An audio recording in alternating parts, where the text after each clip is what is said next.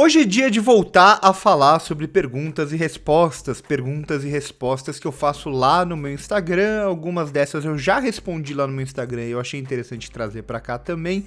Outras eu não respondi lá e deixei só aqui pro meu vídeo no YouTube. Se você quiser fazer perguntas para aparecer em vídeos, eu sempre abro caixinha de perguntas aos domingos lá no meu Instagram. O link tá aqui embaixo no primeiro comentário fixado. Aqui perguntas completamente variadas, só pra gente poder fazer essa interação e voltando para esse cenário onde eu consigo olhar com mais tranquilidade as perguntas aqui no computador. Perguntas, como vocês vão ver, que são completamente variadas, que vão de Oscar a pedido de recomendações a filmes favoritos específicos e por aí vai, começando com a pergunta do Brian Allen, que pergunta: Pecadores chega forte pro Oscar? Eu ainda não comecei a falar exatamente sobre Oscar para a próxima temporada, tem muita coisa para assistir ainda, eu já passei por cima quando teve o Festival de Cannes e tudo mais. Pecadores foi um filme que, quando foi lançado, eu assisti antes da estreia até na cabine de imprensa, não achava que tinha uma força pensando em premiações e coisa do tipo, né? Parecia até uma data meio estranha pra Warner lançar. Falei bastante com o Dali disso na época, né? Por que lançar nesse período? A gente tentou meio que chegar a uma possível conclusão da Warner, mas dito isso, o filme ele tem uma grande recepção, eu gosto muito mesmo de Pecadores, tem crítica aqui no canal, e ele tem também um grande sucesso comercial, né, não só com a crítica, mas uma grande aceitação de público, né, então notas altíssimas nesses agregadores e coisas do tipo, e principalmente uma recepção muito boa para um filme autoral, digamos assim, né? Então, o Ryan Coogler ele faz um contrato com a Warner que o filme, depois de certo tempo, passa a ser um filme dele, ao mesmo tempo que é um filme de gênero, é um filme de terror, mas é um filme com a assinatura dele e um filme que vai trabalhar com temáticas muito importantes, temáticas sobre os negros nos Estados Unidos, essa questão da ancestralidade e por aí vai. Então eu acho que sim, é um filme que provavelmente vai ser a aposta principal da Warner para o próximo Oscar e que deve sim chegar em diversas categorias, desde categorias técnicas até categorias principais. Chega forte para ganhar, aí já é mais difícil, né? É um filme que, como eu disse, ele é lançado cedo, ele precisa de uma campanha mesmo, de lembrança muito forte, que até é possível ser feito. A gente viu alguns filmes lançados no primeiro semestre recentemente que venceram o Oscar, mas é um pouco mais complicado, né? Tem que fazer essa jornada dobrada. Mas ainda assim, acho que Pecadores, quando o filme lançou, não via tanto ele no Oscar pela data de lançamento. Depois da recepção, agora eu já acho que é um filme que provavelmente não só o Warner vai investir, como eu acho muito difícil a indústria não comprar e não abraçar esse filme. Então sim, acho que Pecadores chega forte, pelo menos para muitas indicações, inclusive para melhor filme no próximo Oscar.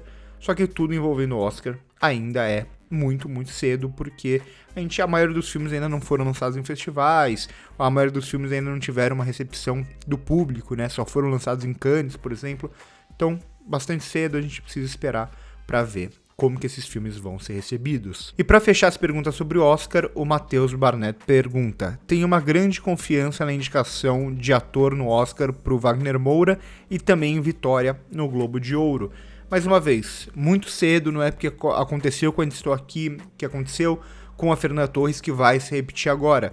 Mas sim, tem uma possibilidade, já falei bastante sobre isso quando teve o vídeo que eu fiz sobre os premiados no Festival de Cannes. A grande questão envolvendo esse filme passa muito pela Neon. A Neon não só tem o filme brasileiro, como tem também o filme norueguês do Joachim Trier, como tem o filme que vence a Palma de Ouro, o filme iraniano do Jafar Panahi, como tem também Sirha. Então a Neon tem diversos filmes e é muito difícil ainda saber qual vai ser o foco principal da Neon. Se for o filme brasileiro, o Wagner Moura, ele é conhecido nos Estados Unidos, ele tem alguns filmes lá, ele tem alguns filmes de bastante visibilidade, inclusive, então poderia sim aparecer numa categoria de melhor ator, o filme poderia aparecer no Globo de Ouro, poderia aparecer para melhor filme internacional, só que a gente ainda não sabe se ele vai ser o foco real da Neon ou não. A gente vai ter que esperar muitos meses para ver como isso se desenha. No momento parece que vai ser o filme norueguês, parece que vai ser o filme do Joachim Trier, O Sentimento e o Valor, mas é cedo para dizer. Então essa é uma pergunta que a gente só pode esperar para começar a pensar em respondê-la. Raíssa Sanches pergunta: achou 20 Years melhor que 20 Days? Ou seja, Extermínio 3 melhor do que o primeiro? Eu falei, acho que até na minha crítica, que sim, eu sei que esse terceiro... Não esperava que esse filme ia ser tão divisivo, queria até falar um pouco sobre isso. Acho, em parte, meio bizarro, né? Bizarro no sentido de que todo mundo pode gostar ou desgostar dos filmes. Acho que o que vale é a nossa experiência, o nosso sentimento. Muita gente não gosta, por exemplo, do final, que eu acho completamente condizente com o restante do filme, e eu entendo quem não gosta. Mas tem muita, mas muita gente mesmo, que eu vejo nos comentários, que o motivo de não gostar desse novo filme é porque ele não se liga com o primeiro filme. Não é a proposta dele se ligar, não tem que se ligar, ele tem que seguir o caminho que eles escolheram, e eu até acho melhor o caminho que eles escolheram do que esse lugar apenas de ficar referenciando e trazendo de volta o primeiro filme. Então, gosto muito mesmo, eu acho esse filme, eu falei bastante, né? O primeiro, ele pertence muito àquele tempo do digital, aquela estética do Danny Boyle, como ela funcionava naquele momento de uma forma muito mais agressiva, que já não funcionaria se ele tentasse replicar hoje em dia. Então, eu acho o terceiro filme um filme muito mais maduro, um filme que ele pega o primeiro, que é muito bom, mas lapida melhor, consegue não ser apenas esse filme agressivo o tempo inteiro, esse filme em que tudo é urgente o tempo inteiro. Ele é um filme que permite também parar, refletir, então acho que é uma grande inserção dentro do universo. Acho realmente o melhor dos 3 Extermínios até hoje, apesar de gostar bastante do primeiro. Sei que essa não é a opinião popular, mas não importa, é a minha opinião. Tariq B42 pergunta: recomenda 7 filmes de 007. Tem um vídeo aqui no canal que é o meu top 10 do 007, eu fiz antes do último filme sair, né? Antes do 25º filme da série sair.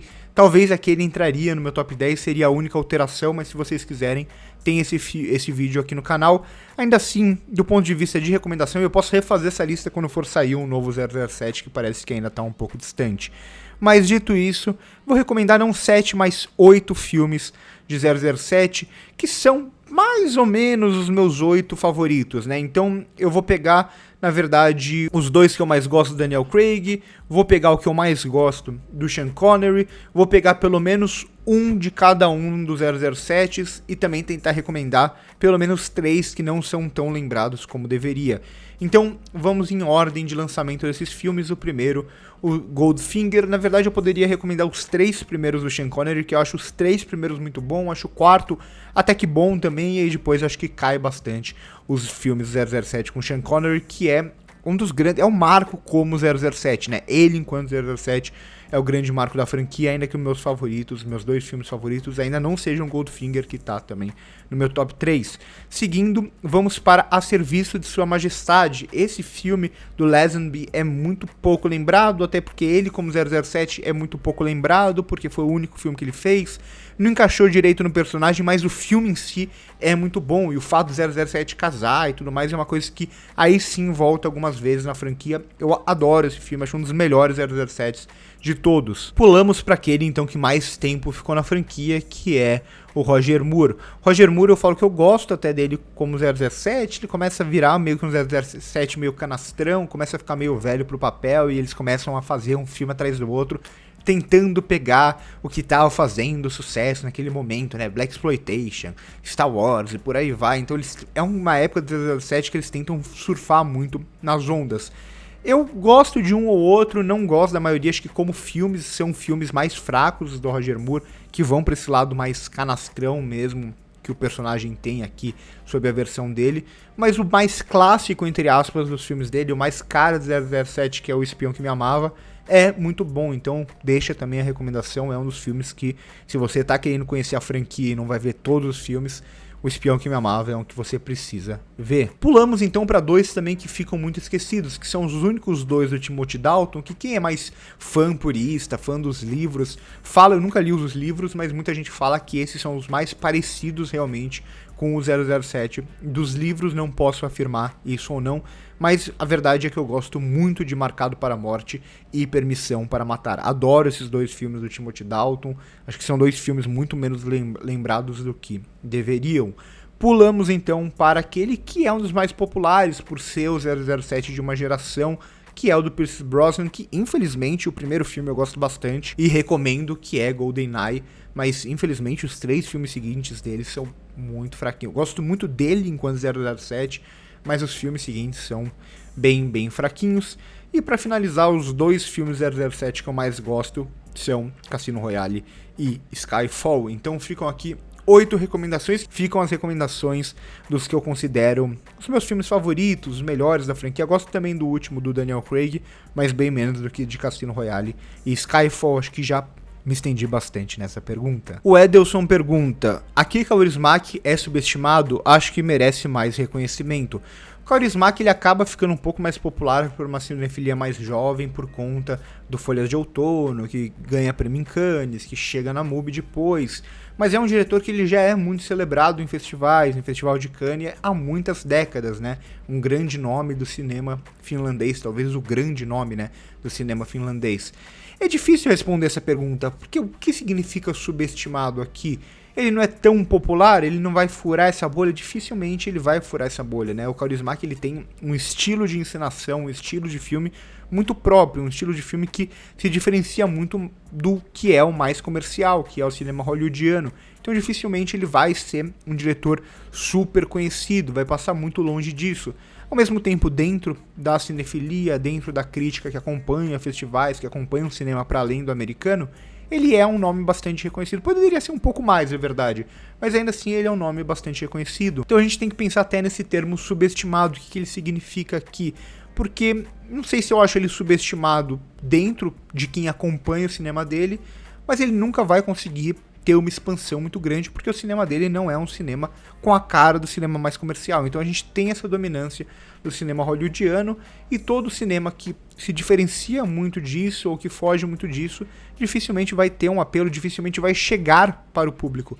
A maioria das pessoas que estão assistindo esse vídeo provavelmente não sabem quem é o Akira Kaurismäki, que é um grande diretor finlandês, com um cinema muito peculiar, muito autoral, com uma forma de encenação muito interessante. Muita gente pode até começar a ver os filmes dele por Folhas de Outono, que talvez seja o mais palatável, e para depois você conhecer os outros e tudo mais, mas acho um grande cineasta mesmo, gosto muito do Akira Kaurismäki. O Juan Gabriel fala: indica uns filmes muito bons de suspense psicológico. Aqui vai ser no modo aleatório total, então vamos para 5 indicações de filmes de suspense psicológico, às vezes um pouco mais pro terror psicológico, às vezes menos psicológico ou não, mas vamos para 5 recomendações de filmes que pode ser que muita gente não tenha assistido, mas também não são filmes assim tão fora do que a gente tá acostumado. Começo por Os Inocentes, que foi um desses eu coloquei porque é o filme que assisti mais recentemente, filme de 1961, que também é baseado em A Volta do Parafuso, o mesmo livro que inspirou os outros e que é uma fonte mais clara para A Maldição da Mansão Bly, a série da Netflix. Gostei bastante dos Inocentes, é uma abordagem que se assemelha em história, mas que é bastante diferente da série da Netflix. Pulamos então para Cachê, filme do Michael Haneke, esse diretor que gosta de provocar muito, gosta de chocar bastante. Acho Cachê o grande filme da carreira dele, né? Um filme que a gente vai observar muito desses personagens, a gente vai observar essa trama, a gente vai observar esse lance muito da vigia, né? Do olhar, das câmeras que filmam essas pessoas que começam a ficar paranoicas, e que a gente só vai ter uma resposta de uma forma muito sutil lá no final do filme, que meio que abraça esse filme inteiro, mas também não de uma forma tão clara assim. Acho que Cachê é um filme realmente brilhante, o melhor filme do Michael Haneke. Outro filme europeu, vamos falar de Ciúme, filme que aí já é um thriller um pouco mais erótico, digamos assim, mas tem esse lado também da paranoia, mais psicológico do protagonista, filme do Claude Chabrol, que pra mim é um dos grandes filmes da história do cinema. Eu ia recomendar também, em exemplos mais recentes aqui, As Bestas, filme que tá na MUBI, mas esse daí eu recomendei recentemente, então vamos de Red Rooms, né, o Quartos Vermelhos, que esse é um filme, um dos melhores filmes recentes também que eu vi do gênero, que é um dos poucos filmes que trabalha de forma inteligente com esse lado mais psicológico, esse thriller mais psicológico envolvendo as redes sociais, a tecnologia, as possibilidades tecnológicas. Infelizmente é um filme que não chega com uma grande distribuição no Brasil e tudo mais, mas para quem assiste filme em streaming, em torrent, vocês acham esse filme facilmente. Red Rooms, esse daí é um filmaço mesmo. E outro que também é difícil de achar atualmente, mas ficou muito tempo na Netflix, é O Silêncio do Céu.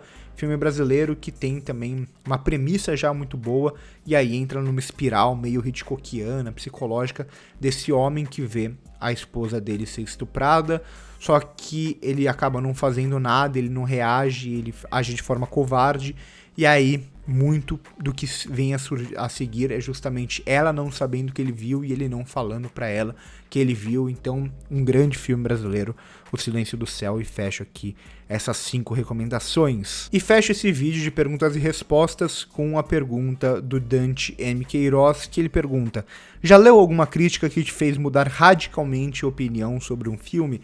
É interessante essa pergunta, que o tema do meu curso, da aula do meu curso desse mês, é justamente essa, né?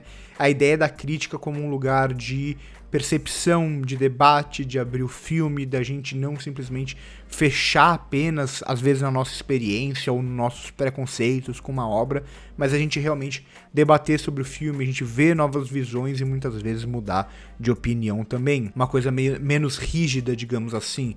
Eu não sei se tiveram tantas críticas que me fizeram mudar, eu não lembro nem de uma agora que me fez mudar radicalmente a respeito de um filme, que eu gostava muito de um filme, e aí eu li aquela crítica e falei: nossa, agora eu odeio esse filme porque eu li essa crítica. E o contrário também acho que nunca realmente aconteceu. Mas sim, acontece muito de eu mudar a percepção a respeito dos filmes com o tempo, mas acontece também de eu pelo menos ver alguma beleza, ou pelo menos passar a refletir a respeito de um filme a partir de uma crítica que eu li, de um vídeo sobre o filme que eu li, que acho que isso é muito legal, é o que eu tento fazer aqui no canal, né? Eu falo que eu não tento fechar os filmes, a minha crítica não é simplesmente eu falando: olha, esse filme é isso e ponto final. Não, é justamente pra gente tentar debater, pra gente tentar abrir a nossa visão e mudar às vezes a nossa percepção, mas sempre levando em consideração que a experiência com os filmes é uma experiência pessoal, né? Por isso que eu acho que eu não vou mudar radicalmente a minha opinião lendo uma crítica, porque a crítica ela pode trazer novos questionamentos, novas percepções, mas ainda assim, a experiência que eu tive com aquele filme, a experiência, o que eu senti vendo aquele filme, é algo muito único, é algo singular meu. Então, aquilo não vai ser, muitas vezes, tão tocado pelas críticas. Mas sim, acho que parte da crítica está nesse lugar da reflexão, do debate. E sim, tem críticas que me fazem mudar bastante de opinião. Não sei se radicalmente, mas pelo menos observar novas possibilidades, mudar um pouco a percepção a respeito de um filme. Acho que tá aí muito do papel da crítica. Também, se você se interessar, meu curso e também o meu cineclube estão aqui embaixo no primeiro comentário fixado. Então, bem legais, são 2 dos meus projetos envolvendo cinema para além aqui do canal.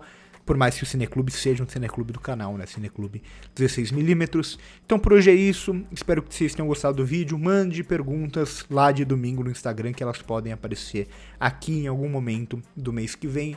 Por hoje é isso. Curte o vídeo se gostou. Primeiro comentário fixado, minhas outras redes sociais. Por hoje é isso e corta.